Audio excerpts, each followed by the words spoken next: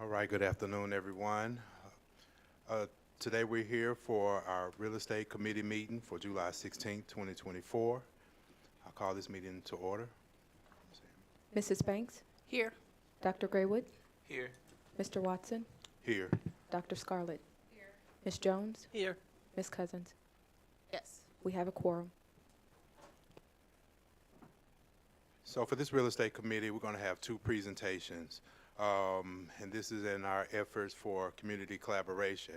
The first presentation will be a Prop S update or construction update by Navigate. The second will be a presentation for Simmons School from Ms. Laura Hughes. Just to put some context in regards to our Prop S updates or our construction updates,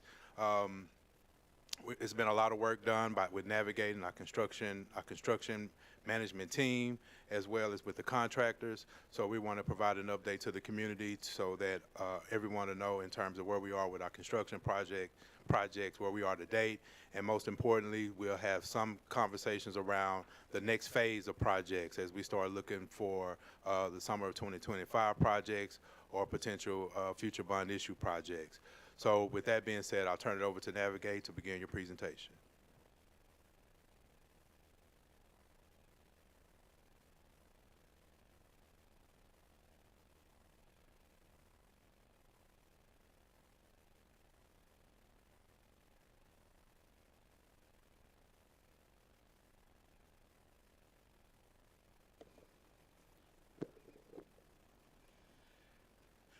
Thank you, Chief Watson, to Madam President Cousins and Secretary Jones, members of the board, Superintendent Scarlett, district leaders, and to everyone in their respective places, and to you, the listening audience.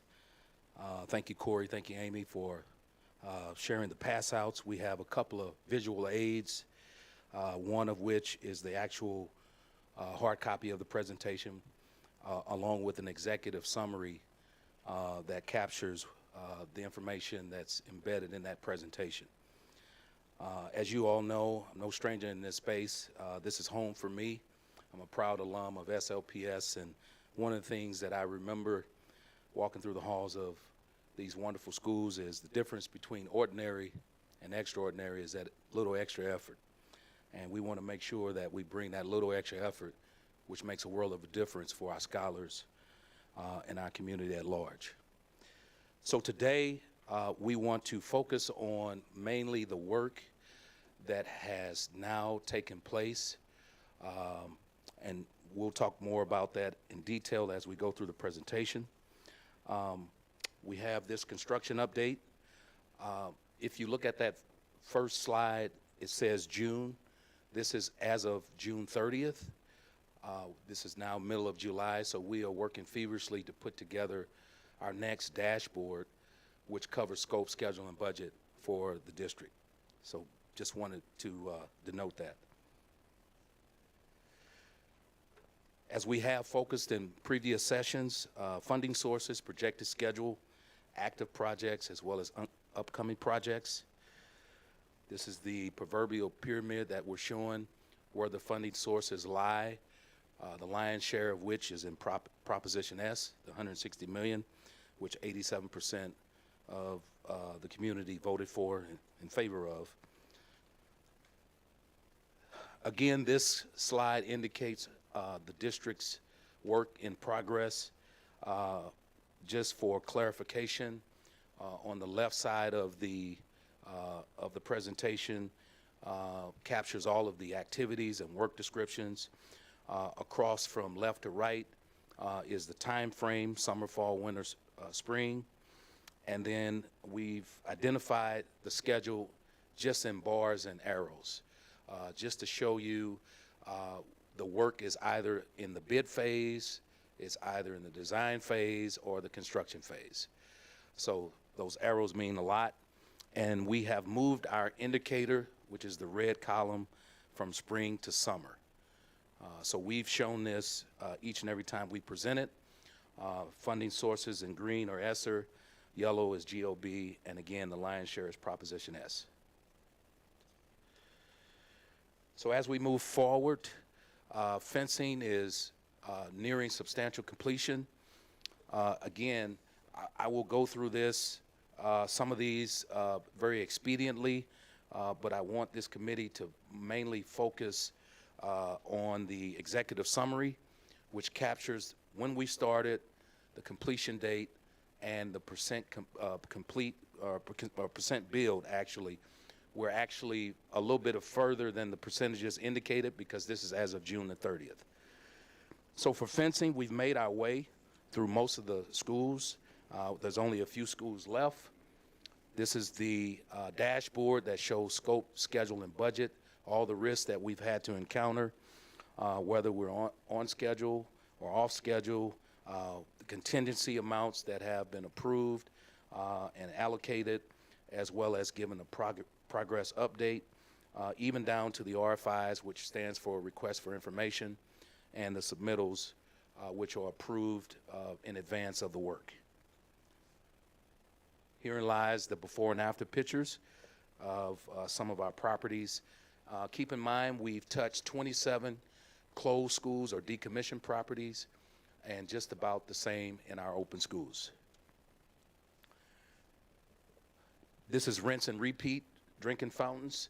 We've touched all of the schools in the north and the central, and now we're in the south sector, which is south of Highway 40 when I'm refer to it as south. And so these are remaining schools. Here's our dashboard for the drinking fountains, which you've seen before, and here are the before and after shots. Same thing for flooring. With flooring, if I can put my kickstand down a little bit, we started to approach every opportunity that we can to do the work. So with flooring, we took advantage of all of the winter breaks, the spring breaks when the scholars were not in the building. So we actually are ahead of the class. We started fiscal year 23, 24 school year, and started the work now, given that we have a bandwidth of the summer, the majority of the work and the remaining of the work will be completed. This is the dashboard for flooring.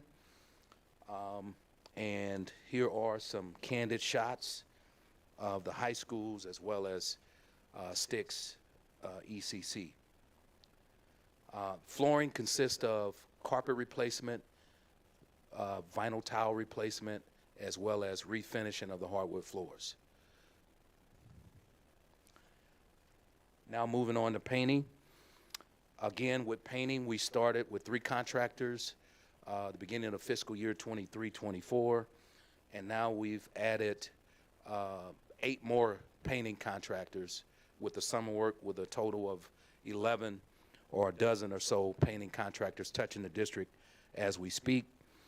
This is our dashboard for the painting for the $3 million threshold that we started with.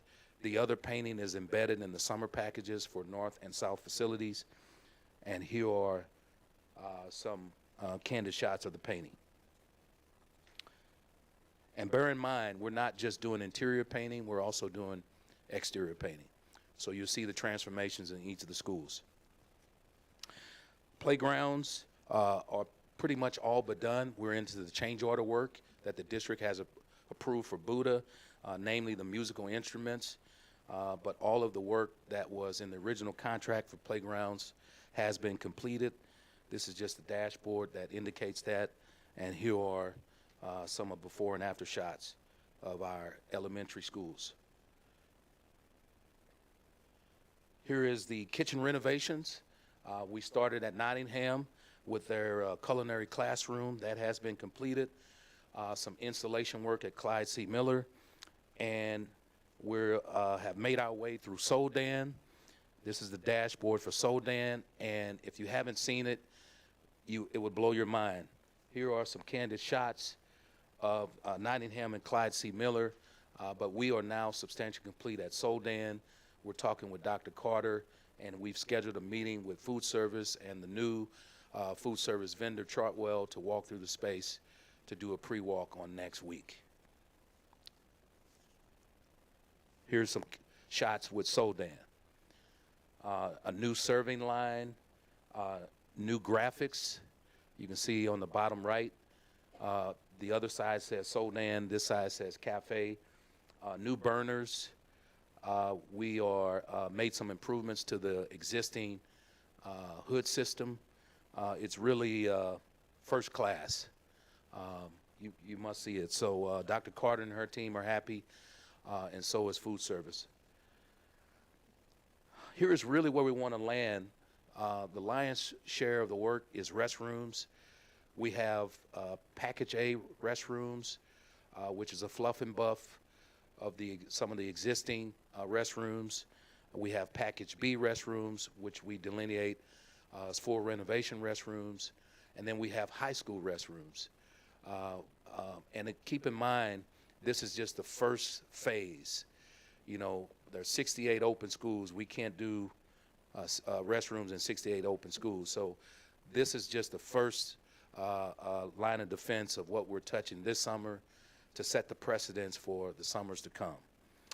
So for Package A, here are the schools that we are touching for Package A. Here's the dashboard that corresponds with that. The goal is to obviously bring these restrooms back online before the scholars come back to the building, because you have to have so many urinals, you have to have so many water closets, so many sinks available to service the scholars in the building as well as staff. We are very proud to say that we've worked in concert with facilities teams. We've worked in concert with St. Louis Public Schools environmental teams and their abatement teams. And we have 4 contractors touching 40-plus restrooms in the district this summer. So these are some candid shots to show you the transformation of these restrooms and state-of-the-art facilities. If I could move to the high school restrooms, namely Central VPA, CSMB, and Gateway STEM, which happens to be, I believe, the largest high school in terms of student population in the district. Here's our schedule and our scope and our budget.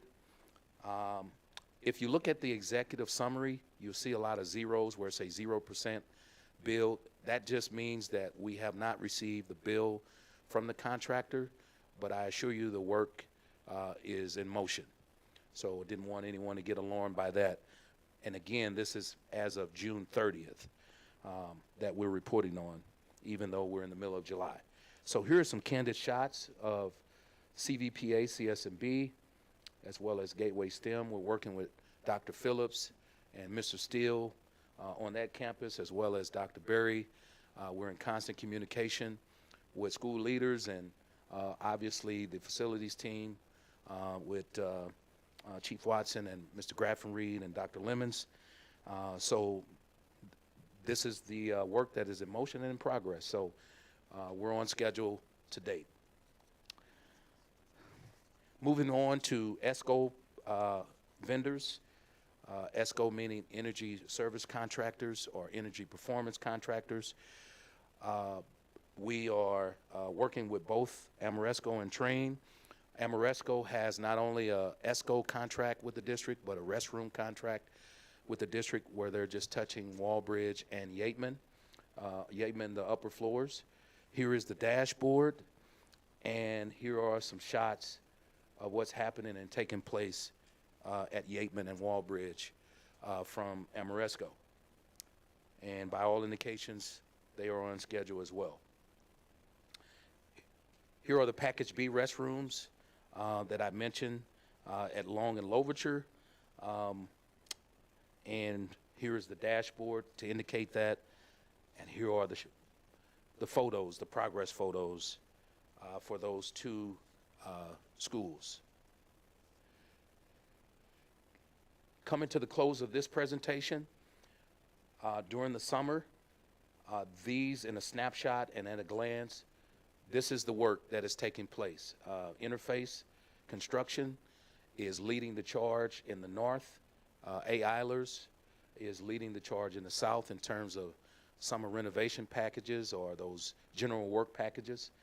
Roofing and tuck pointing, the lion's share is done by Garland, which they've already started at CVPA, CSMB, Roosevelt, and Beaumont. HVAC upgrades are done by Amoresco and Train. And then additional projects that are underway is the signage. Navigate is meeting with school leaders and Cordigan Clark, and as well as APCO. Next week, we have a scheduled walkthrough at CVPA and CSMB. That will be our pilot school.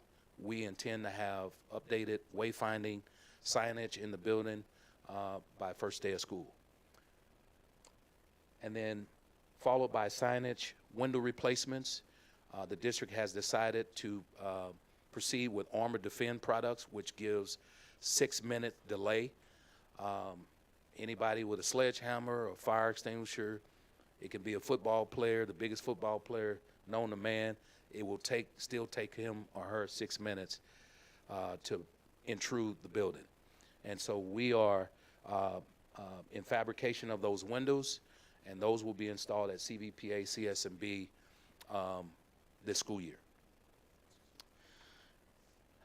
Auditorium upgrades. Out of the 12 high schools, we've, along with the district, prioritized 6 high schools. And I know somebody in the room saying you're saying 6, but I can count. There's 8. The last 2, which is Gateway STEM and Central VPA CSMB, they will be bundled with the design work that Cordigan Clark is putting together as we speak. So truly, we are focused on 6 high schools that we are trying to upgrade before May 2025 graduations.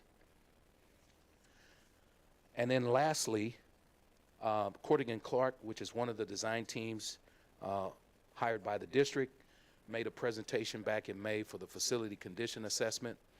We have since met with them, and Navigate has elected to have Cordigan Clark to provide the immediate needs, which is the deferred maintenance, the life safety concerns of the district in the first 1 to 3 years. And here is a range of the work that could potentially happen for the next ensuing year to the tune of $30 million. So we will continue to meet with facilities and this body in order to properly prioritize the work going forward. This concludes my presentations. Now we will open the floor for Q&A. So I just want to make sure, I want to commend Chief Watson because I want to make sure the public understand that even though we have this listed as Prop S update, is actually the overall construction update of the district, and I don't want people to be confused with the messaging, because this is a lot to unpack in regards to what's being done for the district. With that also said, I wanted to go into making sure we're differentiating what's what in regards to the dollars that's being spent, because I don't want the public to be confused either. When we're looking at fencing, and we're not going to talk about fencing because y'all know that's a thorn in my side, but when we're looking at the fencing component, that is actually not Prop S dollars, correct? That is correct. That is state and matching dollars that was able to be received, as well as our drinking fountains. Is any of our drinking fountain funding that we're receiving coming from Prop S? Do we know? I don't think it is. Not to our understanding. Okay. And in regards to the drinking fountains, are we at a completion, or are we still installing and doing drinking fountains? It looks like it's saying 61%. Yes, ma'am. So do we know how much longer we would be doing that? It looks like it's saying remaining. Some of them are like buildings and grounds, but it looks like some of the schools that we still have are some schools that have our students in it. Yes, ma'am. That is correct, Madam President. We're projecting to be complete 100% early October. Okay. But mind you, we started this work while the scholars were in the building, working off shift, working with facilities teams. So we can, we only take down 1 or 2 drinking fountains. That way the district still has, and the scholars and staff still have able to get water, drinking water in the building. Okay. Because at some point you have to shut the water off. Yes, ma'am, and we've done that off shift, off hours. Okay. And then I'm looking on the painting. I'm looking at the painting and what's been completed, and I'm trying to make sure in regards to the funding sources where we are. Is our painting coming from our Prop S funding? The painting that is included in the summer packages is part of Prop S. Okay, part of it. Is it all or is it a portion? A portion. Okay, so that part I wanted to make sure we're having clarity on, because I don't want any mixed messaging in regards to that. And when I was looking deeper into this deck, I was just seeing Prop S, so I wanted to make sure we were able to kind of define what part was Prop S and what part was coming from any other additional funding source. Yes, ma'am. And then my other question on the culinary, and the playgrounds, the culinary, the kitchens and things of that nature, that's not necessarily Prop S either, is it? Actually, the culinary is not Prop S, but the playgrounds is included in the Prop S. Okay, I was just getting clarity, making Yes, sure. ma'am. Because I'm saying that because I know one of our schools, Sodan, was the school that had the insurance claim.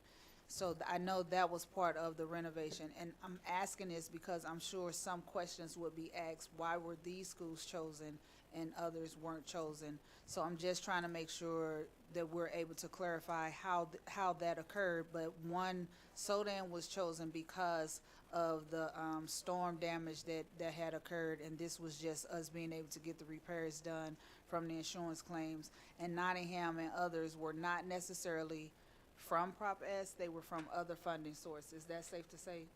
Affirmative. Okay, Chief Banks, thank you. And then I think I had one or two others. Well, we know Class E Miller is our, the restrooms. I have a question about the restrooms. I do want to commend Corrigan Clark on a job well done in regards to what we're doing. And I did have an opportunity to do a walkthrough for CVPA as well as Gateway as well as Roosevelt. But my question is, I see we have CVPA slated for completion in October. Is that just for downstairs restrooms, or would that be for the upstairs restroom as well? That's just for the downstairs of CVPA side and the ground floor of the CSMB side. Okay, so the upstairs will be the next. So Correct. the gender neutral restrooms will be for the next year. Okay. That is correct. And I think that's all I have. Thank you for the great information and presentation. If there is any way, at some point, Chief Watson and Chief Banks, that, and our new Chief Graywood, sorry, Chief Graywood, if there's any way that we could get a total cost to date of Prop S spend down at this point, I think that would be helpful as well for the board, for this committee, and for us to be able to kind of report out. It's funny you ask or state that, Madam President. We have an in-person powwow with finance and other stakeholders next week for that very topic. That's top of mind for all of us. Okay, thank you. Oh, thank you for the opportunity. I do have a question, please. You talked about the windows for Central VPA and the other school. I wanted to know how you're selecting the windows that you put in the other schools that you have on the list. Are they going to get the same quality windows? Yes, great question, Secretary Jones. The district has adopted the Armor Defend system on all levels, namely the safety and security team, facilities, as well as district leaders. The Armor Defend product was specified by Corrigan Clark, and it is tried and true. It's really kind of first class and cutting edge.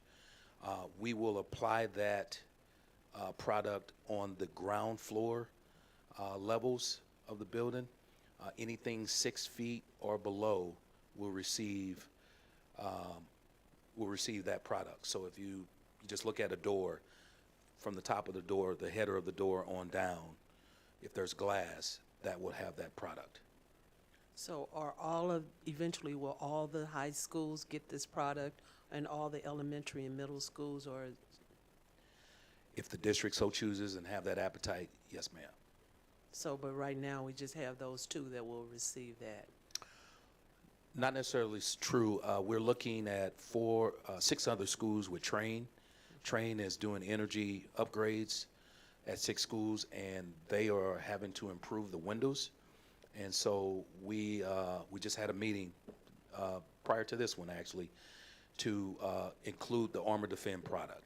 So we plan to present that proposal to the district to get approval, final approval. So if that's the case, we'll have more than a handful of schools that will have that product this year. All right, thank you. Yep. Can I piggyback off that question? I saw a special that was done locally, and I know they try to come within the district, and I don't know if you can ask this question, Mr. Chaz. But I saw a special that was done, so is it safe to say that the district received funding, Ms. Banks, to do that for windows for the district? I know we were told or somewhere that there were dollars out there, you know, because clearly no one wants to do anything for guns, you know, to address those issues. So they try to come up with other ways to do the to address the gun safety or what have you. So was it funds available from what Secretary Jones is saying, not just for CSMB and Central VPA, but were there funds available that the district was receiving to do window repairs across the district? Well, thank you for the question. I mean, that is a great question. You know, the district receives many sources of revenue, as you know, and finance team is really responsible for identifying and being able to allocate those funds as needed. So I'd really have to go back to, back to finance and really see how those funds are set up and where they're allocated. So off the top, I'm just not really sure, but I'm quite aware of what you're referencing. And if I could chime in, the district did receive, it was a Safe Schools grant in the amount, I believe, of like $300,000. And so we did do 8 additional schools. Gateway Complex, Vashon, Frable, Merrimack, Administration Office, Laclede, Hodgen, and we replaced one for CVPA since we were doing the improvements that you just mentioned, Mr. Jaquez. But we did, and we have begun the process of doing the installation of that intrusion film in addition to what Mr. Jake was mentioned. Thank you. Oh, thank you. Oh, just a second. I just wanted to say thank you, and I really appreciate the frequent updates. I really just wanted to find out the information that you're providing, how much of this information is available on the website for the public. You know, they're all very interested, so, you know, we want to be as transparent as possible. Great question, Chief Banks. There is a Proposition S website. I believe you can go to the district's main website, and on the first page, you can click on the Prop S website, or you can go to sops.org/PropS, and the OIA has identified a timeline similar to the one included in this presentation, but instead of the work, it lists the schools and the timeline. We're working with facilities now to have a drop-down menu with Mr. Jordan Grimes and Mr. Sales, and working to identify so that the general public, to your point, can click on any one school and see what's happening there. Okay, thank you very much. Signage. Thank you, Chief Watson. Hopefully by the weather permitting, I know it's torrential rains today, we have the PR, what we call PR marketing signage, that will be placed strategically around the district. There's 20 customized signs and there's 24 generic signs that will be plastered around the buildings and grounds of our schools. And we'll have a QR code that anybody, and also the number, it didn't fall on deaf ears, Secretary Jones. We have a number on there that if nobody has access to internet, they at least have a phone, they can call someone and investigate. So you'll see that PR marketing signage in short order. Thank you for the nudge, Chief Watson.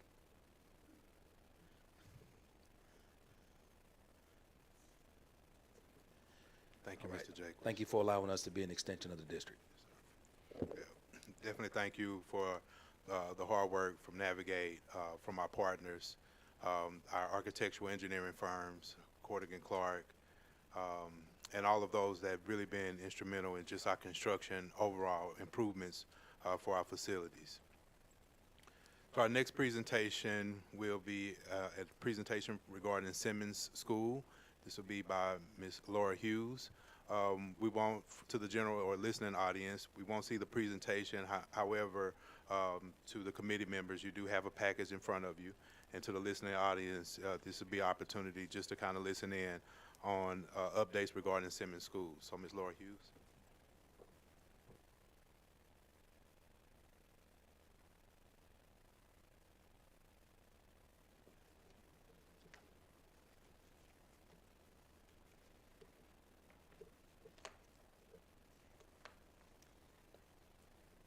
My name is Laura Hughes, and I'm here from Fleur-de-Lis Development Corporation, specifically to speak about an extension request for the current sales contract for the Simmons Mark project. Okay. Today, there were certain documents at the request of the board that included the proposed project form, letters of support, and I've included my firm loan commitment, redevelopment agreement, my SLDC impact statement, and in terms of community engagement, one of the articles from NPR. So to begin, this project actually started, at the groundbreaking with Dr. Adams. Dr. Adams and I started a partnership where we talked about Simmons School as an opportunity to work with the community and St. Louis Public Schools. So I was very excited to have Dr. Adams. This project has continued to work with both SLPS and SLDC. And today I actually have partners that include Lance Knuckles and Lewis McKinney that will continue to help me with this particular project. So the extension request is to just solidify those last two pieces in terms of an agreement with Mr. McKinney to work on a LIHTC application and to act as a co-developer on the project, and also with SLDC to continue to partner with other areas that we have on the project. I'll start with at the very back of the project.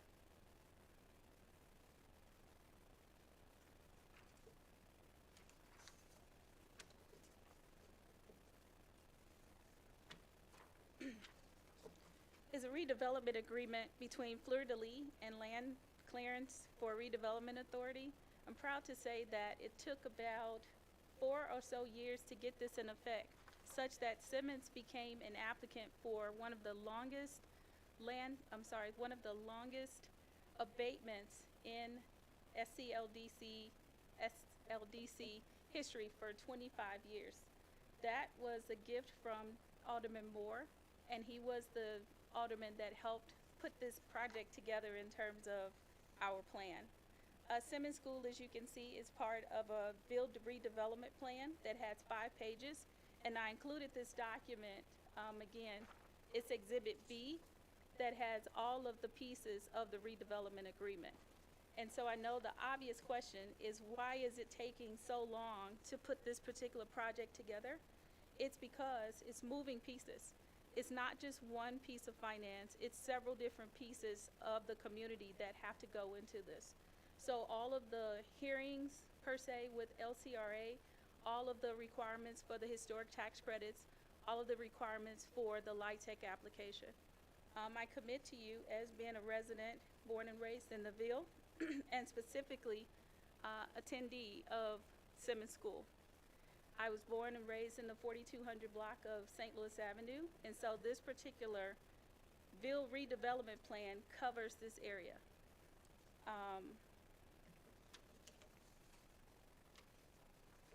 The other pieces I know that were extremely important to the board were to hear of some of the letters of support that I've received on the project. Towards the end again, and I apologize, it's not in any particular order, I just made sure that I had the documents available.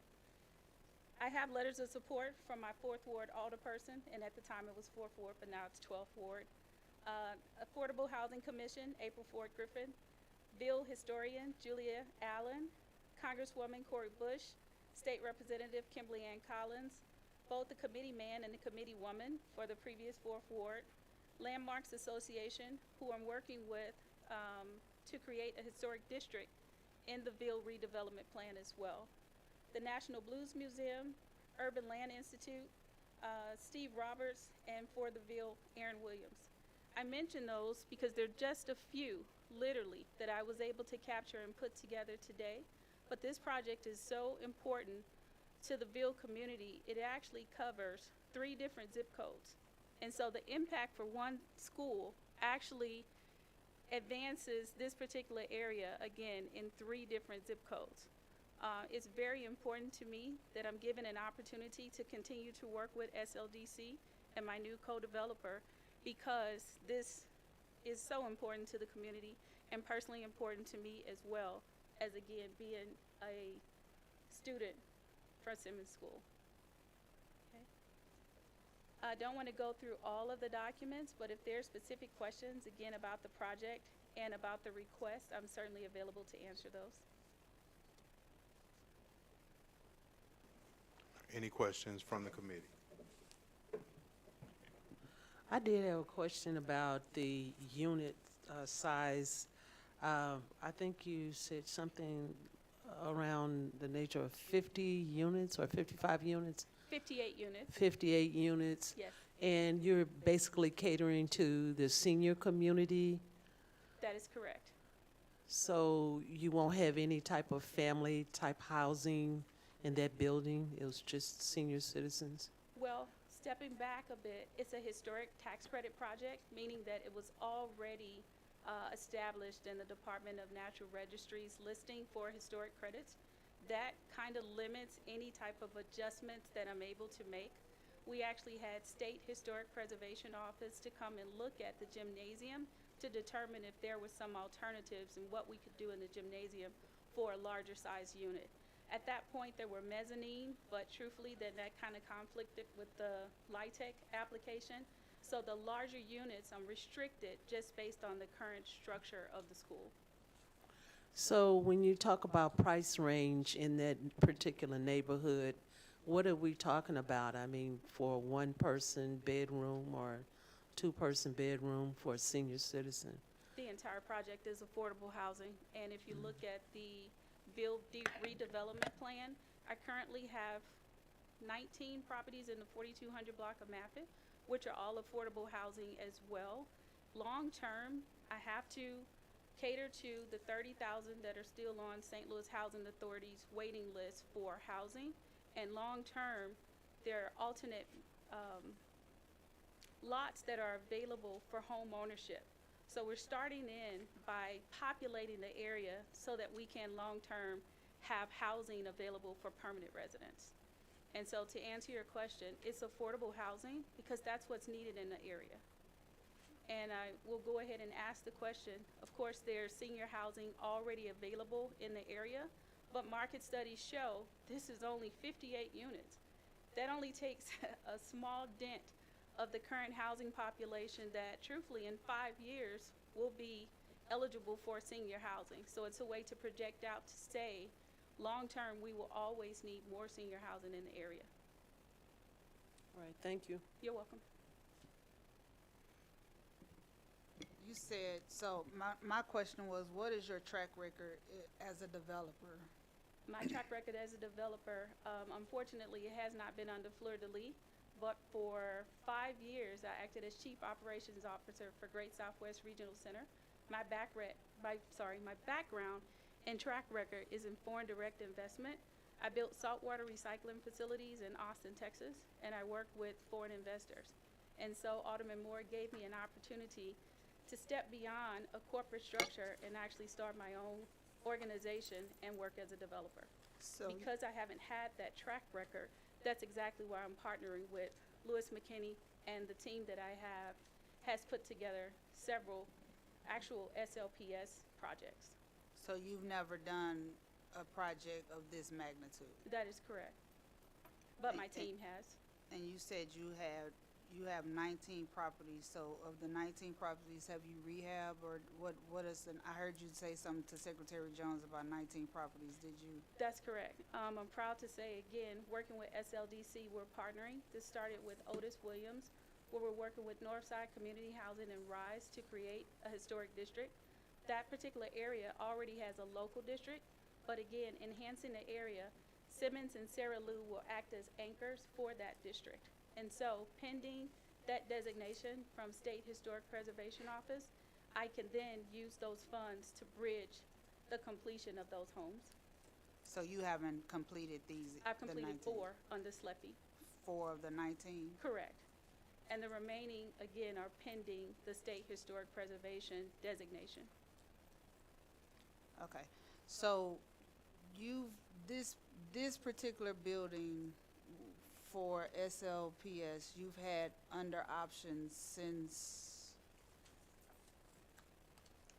2019? It's Is that 2021. 2021? That's correct.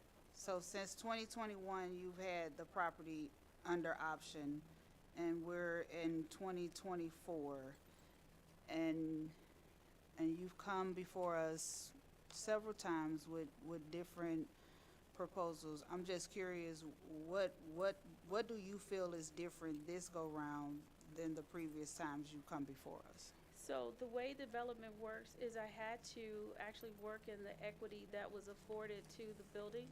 That meant getting the LCRA designation first in terms of the tax abatement, so that there was equity already in the project. Then unfortunately, with historic tax credits, there are only 2 application period. So they don't line up in terms of when I can apply for my funding versus the timeline for having the schools. I'm in that exact same situation now, which made time of the essence, such that partnering with Mr. McKinney will allow me again an opportunity. The LIHTC 9% application is only available once a year. So each year, if my historic tax credits don't line up, such that I can again use that as a basis to show that there's equity in the project, then I have to wait for the next round. So with that being said, I'm just curious, because we as owners of properties, we are held to a standard just like everyone else, because we're responsible for taxpayers' dollars, buildings. I mean, I'm sure everyone knows that we're getting hit. You just heard them present all the cost factors on the feasibility studies or the facility studies that's been done on our occupied and unoccupied building. So how do you, or what do you all think the expectation of the board and this real estate committee to have to hold on to a property for so long and try our best to maintain a property that's not occupied, as well as maintaining properties where we have students in them, until developers can kind of figure out if they getting a tax credit deal, if they're not getting a tax credit deal. Like I'm trying to understand how or what is the expectation of us in the positions that we're in, because then it's kind of presented as if we don't want to release the property. But in actuality, we're trying our best to do and make the best decisions that we possibly can, because we have to make the right decisions for the taxpayers, if that makes sense. I do, and I appreciate that question truthfully, because this was why this particular request is different than the ones prior to. This is a request to purchase the building, Okay, outright purchase. so you're not looking to do an extension of another option that expired. You're looking to actually put a contract to purchase this building. So what I'm saying is, and that's exactly why I included the firm commitment to purchase. The extension is because it will allow me to keep the current structure that I have with historic tax credits. I am pending this one document for extension to secure the $8 million that DED has already allocated to this project. Without the site control, I can't receive that allocation. Once I receive that allocation, I'm requesting no more than 60 days to go ahead and close. The actual close date that we initially requested was August 15th. Given that we are now in July, I'm asking just for the additional timeline to allow underwriting and processing to occur, such that I'm not looking at August 15th to come back and say title wasn't available or some other obscure reason to request another extension. So this extension is now coupled with a partnership for SLDC, coupled with a partnership with co-development for Lewis McKinney, and a firm commitment from St. Louis Community Credit Union. So now is not August 15th, now we're looking to go to September? That is correct, and only because it took so long to get to this point, I can't, and again, working with the brokers, et cetera, the title company that SLPS has selected, I can't even get in the date there, and I couldn't even secure those particular days. So we will rush, again, to do everything humanly possible to close, such that this is no longer a burden on SLPS in terms of performing maintenance. So you said Mr. McKinney is your, Co-developer. will be the co-developer. Mr. McKinney, are you available for questions, sir?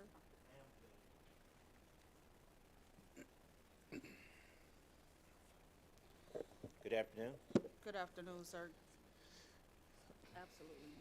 Mr. McKinney, can you give us your background on development and if this is something that you're looking to serve as a co-developer project, on the project? Absolutely, President Cousin. So President Cousin, as you are aware, and to the members of the committee, I am a native of St. Louis, graduate of the public schools, Patrick Henry and Central High School. I went on to St. Louis University. After that, I had a career in corporate America as well as professional basketball. When I concluded those careers, I started a not-for-profit, which intent was to give back to the community in which I live. Through that not-for-profit, we provide supportive services for seniors and families in St. Louis City and St. Louis County. In addition to that, our not-for-profit also is an affordable housing developer. In addition to that, I am a private developer of affordable housing. To date, I have built 3 senior affordable housing properties, and I'm in process now of finishing a 31-home scattered site development for affordable housing. I've also worked with the state of Missouri and St. Louis County and St. Louis City with NSP funding, which is Neighborhood Stabilization Funding. I've also done CDBG building. I've also done home HUD program development. I finished the school, which was a historic rehab Webster school, over 2 years ago. That property has 49 two-bedroom units that range in size from 900 square feet to 1,100 square feet. That property is plus 90% occupied. All of my properties are plus 90% occupied. That is my resume. The Simmons School, through outreach of St. Louis Development Corporation, they've asked me to take a look at working with Ms. Hughes. I've met with Ms. Hughes. We've had conversation in regard to how I may be able to add value. I'm looking forward to working with her if given the opportunity. I'm prepared to answer any questions you may have.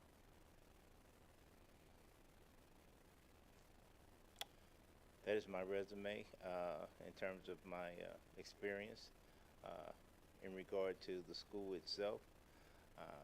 I will be looking to Ms. Hughes to provide me with detailed information on how I can best be of value to her. Do you see this project as something that is doable? Ms. Cousin? I'm just saying, I think the challenge that I apologize, President Cousin. I apologize. Go right ahead. I think my challenge as a member of this committee is that this project has come before us, I know since I've been on the board. It does give me some level of faith to see you stand before us with your pedigree. But I'm just curious as to what is your, just from what you've heard, and even what Secretary Jones has asked, is this a potential doable project, in your opinion? President Cousins, I cannot guarantee today that this project is one that will move forward without any traditional or typical challenges associated with development. The school itself, I'll have to do a little deep dive into the integrity of the structure. I've already had a conversation with both SLDC and with Ms. Hughes in regard to my thoughts in making the property more accessible. She has secured support from the state of Missouri in terms of historic tax credit. She would be making an application for 9% tax credits and any other resources out there that would make this a viable project. I will tell you that historic repurposing of a school will be a challenge. Again, Ms. Hughes has not had the depth of experience in that regard. I have. I'm prepared to bring my resources to bear to be of support to her. I can't guarantee anything about the financials on the project at this particular time. I have to be completely transparent with you. But based upon my conversation with Ms. Hughes and with SLDC, they tell me they have the resources in place to make this project a go, that what they were lacking was someone with my experience and someone with my ability to help navigate the very difficult process of historic tax credit development. Thank you, sir. Thank you. Ms. Hughes, I think Superintendent Scarlett has a question for you. Hi, Ms. Hughes. I just had a question about, I think you mentioned you had completed 4 other projects. Yes. Can you tell me the average time it took for you to move from through the construction period of those projects? Actually, proud to say it was post-COVID, so we had an opportunity to what we call bulk process those particular projects. I became a partner with Home Depot, and so we made bulk purchases. All 3 are now, actually 3 of those 4 have St. Louis Housing Authority tenants in it, and it took on average 6 to 8 months for each, which I think is impressive, again, post-COVID, and they're full gut rehabs. They're not any patchwork. I mean, we literally took from groundwork to top. I replaced entire roofs, and one of which it did not have a back wall. I've sent several photos to show, even with landmarks, it's impressive work that we are rebuilding those houses. Nothing has been torn down on that particular block. Again, proud to say with that block in particular, everything that's being worked on is in conjunction with the community, meaning that my 2 bedrooms have washer and dryer units. The individual single mothers that live there, they have a relationship with Tandy Recreation Center such that the children have an opportunity to attend that particular summer program. And so it's not just creating the houses, it's an actual neighborhood and community there. Thank you. I'm just, as someone new to St. Louis and just trying to understand the magnitude of vacant properties all across the city. I think I heard around, in the news report, around 11,000 vacant buildings in the city. And even when it seems that the buildings are purchased by people, there's still an attribution to St. Louis Public Schools and a lack of stewardship around these blighted properties. And so I think it was an old Yateman High School that was maybe called the Central School near Natural Bridge that I saw over there, and I immediately, thought it was our school, and I talked to Mr. Watson about, like, what's up with the school, and, to find out that it was purchased by someone, but it's been sitting there for years. So us being in partnership to actually move the projects forward, and not in partnership, but part of the partnership is the condition, right? That these not just sit there, again, just vacant, so that people can say that they own the property, and then furthermore, just compound the blight that is happening in communities. So that's more of a statement, it's not a question, but it's just something for consideration. And I will state that, again, Mr. McKinney has a different type of background than I do. My BA is in international business and in finance. I have a master's in project management. I have a JD from SLU Law. I went to SLU Law to become a developer, and I worked for the World Trade Center, Otis Williams, and Rodney Krim for several years working on this particular plan, if you will. And so I studied under several developers to understand what my risks were before I even jumped into this. And so other, again, financial attributes to the equity available in the building. That's what I want to continue to stress. This particular area, I believe, looking at the census tracts and seeing what's available in terms of equity in that particular area, the Ville is so rich with historic cultural resources that by adding this economic development arm to it, when we purchase those homes, each and every one that we own in the 4200 block of Maffitt, I think the appraised value was less than $2 grand. In fact, that's what LRA showed them to me too. They ended up going from $2 grand to $6,800, and my last comp on that particular block is $185,000. That comp now impacts 3 different zip codes, 63113, 115, and 117. And that's important because now, long term, I will have an opportunity to add value to the lots that you're speaking, and now actually build so that I can have a bank allow a loan for any individual that wants to become a permanent resident. So that's the long-term plan, and that's why I made sure to include the redevelopment agreement. I actually have 2, one from Lexington to Kennerly, Newstead to Whittier, and the second from Kennerly to Page, Newstead to Whittier. So this is a plan. It's not just one particular project, and it's several partners that need to come in to assist, as in Mr. McKinney. And this is the first of several that will be a part of this redevelopment plan. You're welcome.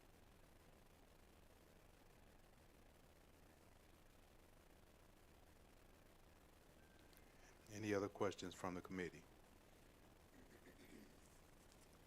Thank you, Ms. Hughes. You're welcome.